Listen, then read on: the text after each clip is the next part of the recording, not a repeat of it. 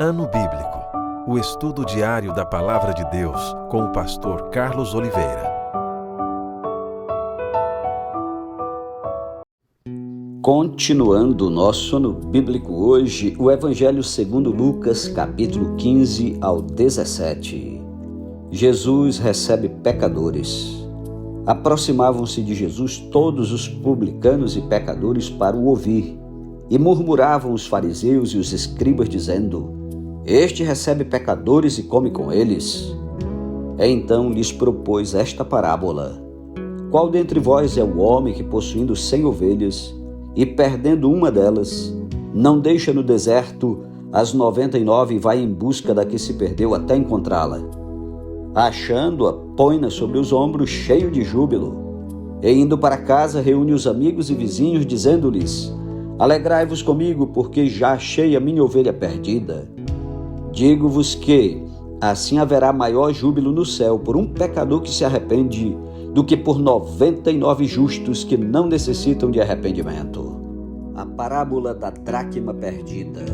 Ou qual é a mulher que, tendo 10 dracmas, se perder uma, não acende a candeia, varre a casa e a procura diligentemente até encontrá-la? E tendo-a achado, reúne as amigas e vizinhas, dizendo: Alegrai-vos comigo, porque achei a dracma que eu tinha perdido. Eu vos afirmo que de igual modo há júbilo diante dos anjos de Deus por um pecador que se arrepende. A parábola do filho pródigo continuou. Certo homem tinha 2 filhos. O mais moço deles disse ao pai: Pai, dá-me a parte dos bens que me cabe. E ele lhes repartiu os haveres. Passados não muitos dias, o filho mais moço, ajuntando tudo o que era seu, partiu para uma terra distante e lá dissipou todos os seus bens, vivendo dissolutamente. Depois de ter consumido tudo, sobreveio àquele país uma grande fome e ele começou a passar necessidade. Então ele foi e se agregou a um dos cidadãos daquela terra, e este o mandou para os seus campos a guardar porcos. Ali desejava ele fartar-se das alfarrobas que os porcos comiam, mas ninguém lhe dava nada. Então, caindo em si, disse: Quantos trabalhadores de meu pai têm pão com fartura, e eu aqui morro de fome? Levantar-me-ei, irei ter com meu pai, e lhe direi: Pai, pequei contra o céu e diante de ti, já não sou digno de ser chamado teu filho. Trata-me como um dos teus trabalhadores. E levantando-se foi para seu pai. Vinha ele ainda longe quando seu pai o avistou e, compadecido dele, correndo, abraçou e beijou. E o filho lhe disse: Pai, pequei contra o céu e diante de ti, já não sou digno de ser chamado teu filho. O pai, porém, disse aos seus servos: Trazei depressa a melhor roupa, vesti-o, ponde-lhe um anel no dedo e sandália nos pés. Trazei também e matai o novilho cevado. Comamos e regozijemo-nos, porque este meu filho estava morto e reviveu, estava perdido e foi achado. E começaram a regozijar-se. Ora, o filho mais velho estivera no campo, e quando voltava, ao aproximar-se da casa, ouviu a música e as danças. Chamou um dos criados e perguntou-lhe que era aquilo. E ele informou: Veio teu irmão e teu pai mandou matar o novilho cevado, porque o recuperou com saúde. Ele se indignou e não queria entrar. Saindo, porém, o pai procurava conciliá-lo. Mas ele respondeu a seu pai: Há tantos anos que te sirvo sem jamais transgredir uma ordem tua, e nunca me deste um cabrito sequer para alegrar-me com os meus amigos. Vendo, porém, esse teu filho que desperdiçou os teus bens com meretrizes, tu mandastes matar para ele o novilho cevado. Então lhe respondeu o pai: Meu filho, tu sempre estás comigo, tudo que é meu é teu. Entretanto, era preciso que nos regozijássemos e nos alegrássemos, porque esse teu irmão estava morto e reviveu, estava perdido e foi achado. Capítulo 16. A parábola do administrador infiel. Disse Jesus também aos discípulos: Havia um homem rico que tinha um administrador e este lhe foi denunciado como quem estava a defraudar os seus bens. Então mandou chamar e lhe disse: que é isto que ouço a teu respeito? Presta contas da tua administração, porque já não podes mais continuar nela. Disse o administrador consigo mesmo: que farei, pois o meu senhor me tira a administração? Trabalhar na terra não posso, também de mendigar tenho vergonha. Eu sei o que farei, para que quando for demitido da administração me receba em suas casas. Tendo chamado cada um dos devedores do seu senhor, disse ao primeiro: quanto deves ao meu patrão? Respondeu ele: 100 cados de azeite. Então disse: toma tua conta, senta-te depressa e escreve 50. Depois perguntou a outro: tu quanto deves? Respondeu ele: 100 coros de trigo. Disse-lhe: toma tua conta, escreve 80.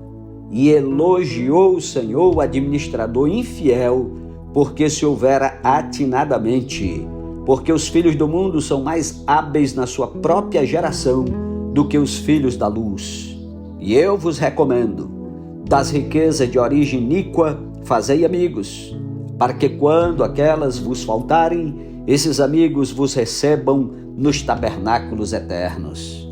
Quem é fiel no pouco também é fiel no muito, e quem é injusto no pouco também é injusto no muito. Se, pois, não vos tornardes fiéis na aplicação das riquezas de origem justa, quem vos confiará a verdadeira riqueza? Se não vos tornardes fiéis na aplicação do alheio, quem vos dará o que é vosso? Ninguém pode servir a dois senhores, porque ou há de aborrecer-se de um e amar ao outro, ou se devotará a um e desprezará ao outro. Não podeis servir a Deus e às riquezas. Os fariseus, que eram avarentos, ouviam tudo isto e o ridiculizavam, mas Jesus lhes disse: vós sois os que vos justificais a vós mesmos diante dos homens, mas Deus conhece o vosso coração, pois aquilo que é levado entre os homens é abominação diante de Deus. A lei e os profetas vigoraram até João. Desde esse tempo vem sendo anunciado o evangelho do reino de Deus, e todo homem se esforça por entrar nele. E é mais fácil passar o céu e a terra do que cair um tio sequer da lei. Acerca do divórcio: quem repudiar sua mulher e casar com outra comete adultério. E aquele que casa com a mulher repudiada pelo marido também comete adultério. O rico e o mendigo. Ora, havia certo homem rico que se vestia de púrpura e de linho finíssimo e que todos os dias se regalava esplendidamente. Havia também certo mendigo chamado Lázaro, coberto de chagas, que jazia à porta daquele e desejava alimentar-se das migalhas que caíam da mesa do rico, e até os cães vinham lamber-lhe as úlceras. Aconteceu morrer o mendigo e ser levado pelos anjos para o seio de Abraão. Morreu também o rico e foi sepultado. No inferno, estando em tormentos, levantou os olhos e viu ao longe a Abraão e Lázaro no seu seio. Então, clamando, disse: Pai Abraão, tem misericórdia de mim e manda Lázaro que molhe em água a ponta do dedo e me refresque a língua, porque estou atormentado nesta chama. Disse, porém, Abraão: Filho, lembra-te de que recebeste os teus bens em tua vida, e Lázaro igualmente os males. Agora, porém, aqui ele está consolado, tu em tormentos. E além de tudo está posto um grande abismo entre nós e vós, de sorte que os que querem passar daqui para vós outros não podem, nem os de lá passar para nós. Então replicou: Pai, eu te imploro que o mandes à minha casa paterna, porque tenho 5 irmãos, para que lhes dê testemunho, a fim de não virem também para este lugar de tormento. Respondeu Abraão: Eles têm Moisés e os profetas, ouçam-nos. Mas ele insistiu: Não, pai Abraão, se alguém dentre os mortos for ter com eles, arrepender-se-ão. Abraão, porém, lhe respondeu: Se não ouvem a Moisés e aos profetas, tampouco se deixarão persuadir, ainda que ressuscite alguém dentre os mortos. Capítulo 17. Os tropeços. Disse Jesus a seus discípulos: é inevitável que venham escândalos, mas ai do homem pelo qual eles vêm. Melhor fora que se lhe pendurasse ao pescoço uma pedra de moinho e fosse atirado no mar, do que fazer tropeçar a um destes pequeninos.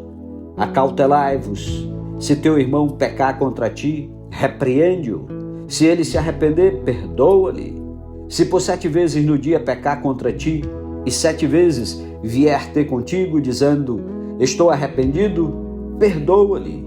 Então disseram os apóstolos ao Senhor: aumenta-nos a fé.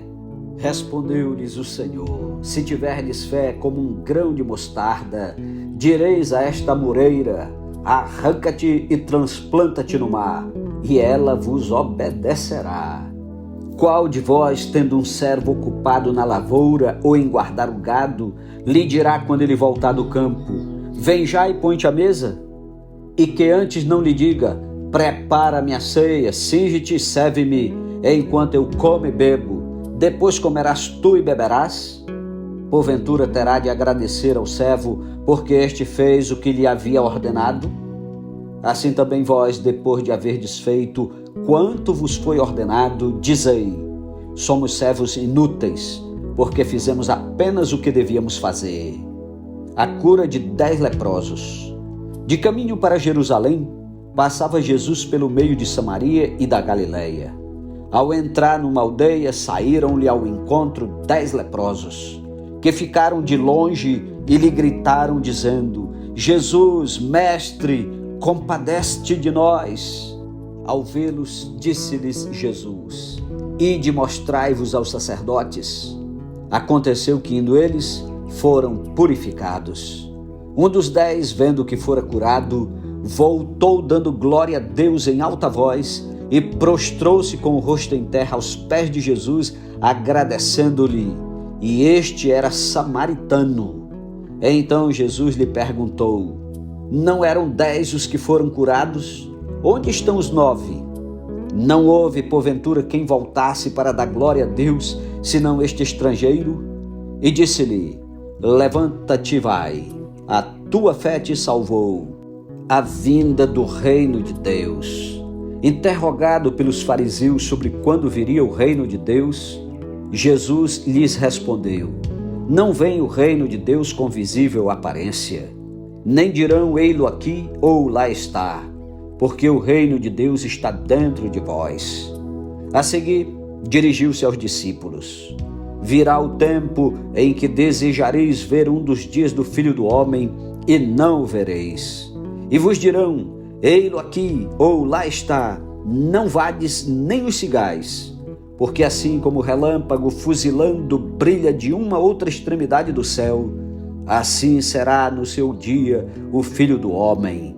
Mas importa que primeiro ele padeça muitas coisas e seja rejeitado por esta geração. Assim como foi nos dias de Noé, será também nos dias do Filho do Homem. Comiam, bebiam, casavam e davam-se em casamento até ao dia em que Noé entrou na arca e veio o dilúvio e destruiu a todos. O mesmo aconteceu nos dias de Ló. Comiam, bebiam, compravam, vendiam, plantavam e edificavam. Mas no dia em que Ló saiu de Sodoma, choveu do céu fogo e enxofre e destruiu a todos. Assim será no dia em que o Filho do Homem se manifestar. Naquele dia, quem estiver no eirado e tiver os seus bens em casa, não desça para tirá-los. E de igual modo, quem estiver no campo, não volte para trás. Lembrai-vos da mulher de Ló. Quem quiser preservar a sua vida, perdê-la-á. E quem a perder, de fato a salvará.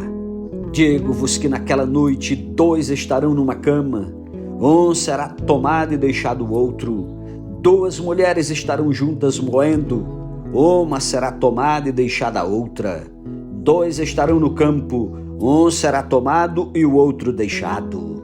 Então lhe perguntaram: onde será isso, Senhor? Respondeu-lhes: onde estiver o corpo, aí se ajuntarão também os abutres. Amém. Louvado seja Deus pela sua santa palavra. Tire tempo para orar e meditar.